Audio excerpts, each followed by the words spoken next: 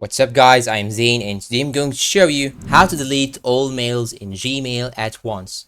So now first thing you should do is to simply open your Google Chrome application on your phone. Then once you get here, you should click on this icon above. Then you should tap on desktop side. You should check this box right here. Now you should type here gmail.com. So I'm gonna select this option right here. Then it will show you this page right here. This is like you are opening your desktop. So now I'm gonna zoom in. Then you should go up there and click on more. Then as you can see here, you have all mail option. Click on it.